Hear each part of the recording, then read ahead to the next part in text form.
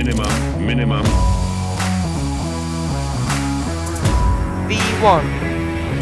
Bank angle. Good day everybody and welcome to another video tutorial about the Aerosoft CRJ for Microsoft Flight Simulator. We are almost there and we just need to tie some things up before we can go flying. In this video we will do the final preparations before we will fly away to Munich. We have done the safety checks, the originating checks and programmed the FMS. The first officer is also back from his outside check and the passengers are already boarding the aircraft. We now have to think about how we will set up the radios and Nav Aids for the departure.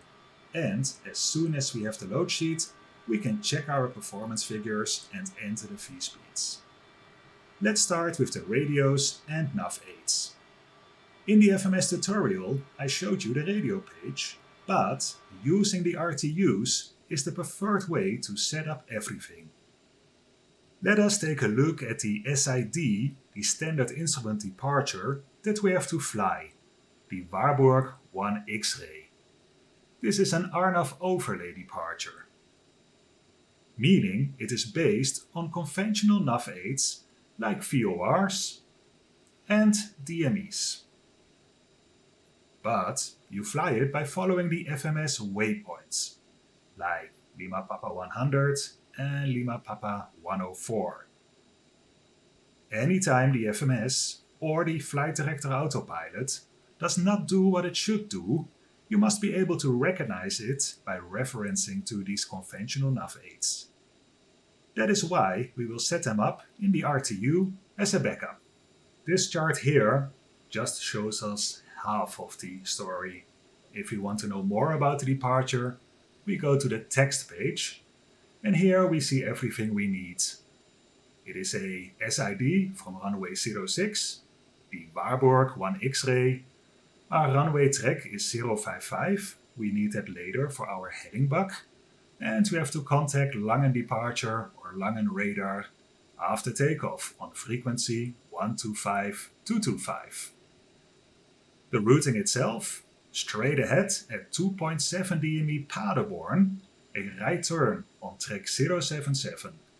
At 5.6 DME Paderborn, another right turn, intercepting radio 304 Warburg to Warburg. Initial climb 5,000 feet. Okay, with this information we can start to populate the RTU. Let's start with our departure frequency, Langen radar, 125-225. We can input it here in the pre-select window. It's activated and we just have to select 125-225. 125 and this takes a while. It should speed up a bit more in the final version. 125-225. Okay. Now what more do we need? We need the Paderborn DME and we need the Warburg VOR. We cannot see the frequencies on this page, but if we go back here, we can see that the Paderborn Lippstadt DME is 108.5 and the Warburg VOR DME is 113.7. 113.7 is already inputted. We did that in the FMS on the radio page. But we also want to see the Paderborn DME. Now, we cannot have two radios or two Nav Aids active at the same time. Or can we? The people at Collins had a neat idea. They knew that we were going to fly this departure and they thought, okay, they need the Warburg VOR, but they also need the DME. So they invented this button here, the DME hold button. I will demonstrate how it works. First the frequency, 108.5. We'll put it right here. 108.5. Now we'll make this the active frequency, like this, and the Warburg frequency is now the pre-selected. If we push this button, DME hold, you will see the frequency of the Paderborn DME here. If we again make our pre-selected frequency the active one of Warburg, we now have Warburg VOR as the active frequency, but we have also the DME hold of Paderborn. Okay. What more do we need? Let's see. We've got the Warburg VOR, we have the Paderborn DME. If you look on this page, there's no Nav Aids that we can use in our pre-select window. But if we think about what will happen if we have an engine failure or a fire on board, we might like to return as soon as possible to Paderborn, and therefore we have to approach Paderborn via the ILS runway 06. And here we have a frequency that we can use, 11115, the ILS frequency. We will put that in the pre-select. 11, 1 and 15. Okay. Now what else do we have? We can, for instance, select a NDB frequency here. Paderborn Lippstadt. It's an NDB, it's just here, you need it for the missed approach for the ILS. We are not planning to fly it, but it costs nothing to input it, so we'll just enter 354. As you can see, it is already there. Probably the crew who flew the aircraft into Paderborn last night entered it for their approach. Very well. Now that we have inputted everything we need into the RTU, we have to do some other things. First off, on the Warburg 1 X-ray departure, we want to intercept radial 304, which is course 124. We want this also as an information on our flight instruments. At the moment we have the source FMS selected here. On this panel, which is called Nav Source, we can rotate the knob, and now we have the VOR data displayed here. VOR 1 is Warburg, and this is the DME hold for Paderborn, which we entered in the RTU. Now the course is still at 000, but we want to see a course of 124, so we can intercept the radial inbound to Warburg. We go to our flight control panel, that is this panel here, and this is the course select knob, and we just want to see 124 on the captain's side for VOR 1. There we have it. We also want to see it for the first officer. His control knob is here on the flight control panel, and his course at this moment for VOR 2 is 000, and we also want to have 124 on his side. Like this. Okay. Now let's go back. What more should we enter? We see that the runway track for runway 06 is 055. This would be a good heading selection for us. And the SID has a climb restriction of 5,000 feet. So let's enter those two in the flight control panel, the FCP. You can see our heading bug here, and as soon as we change it, you will see a readout there.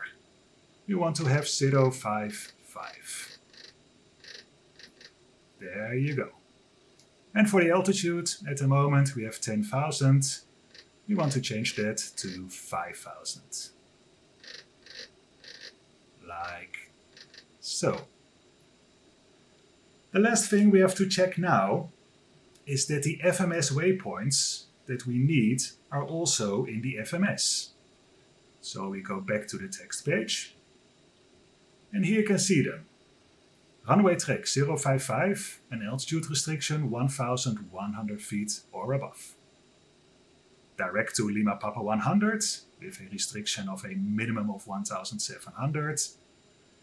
Lima Papa 104 und Warburg.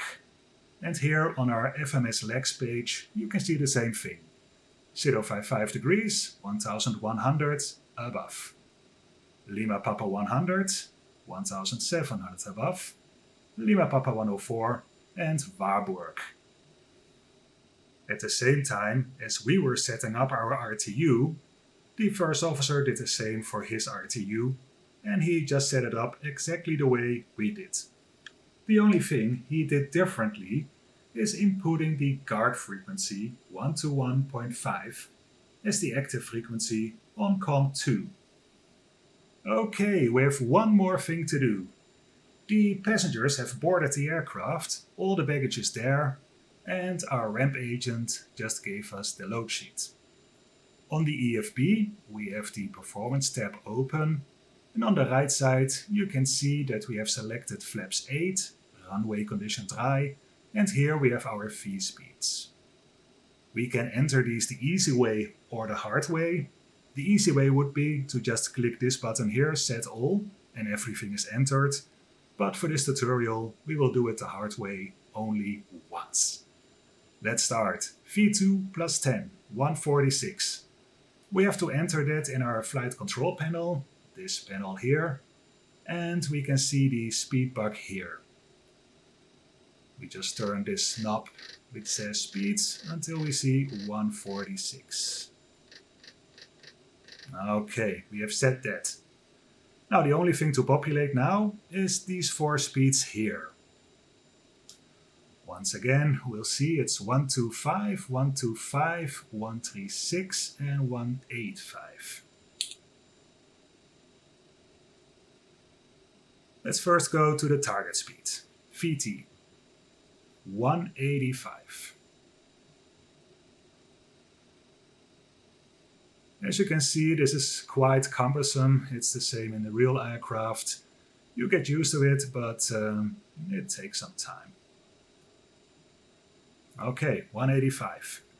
Now we go to the reference speeds and we start with V1. It was 125.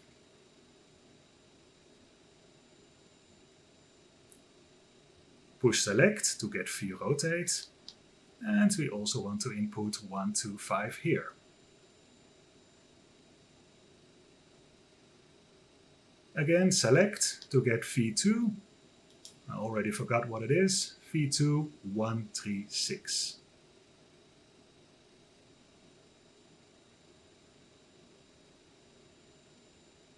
Okay, and with that, we have entered all the speeds we need here.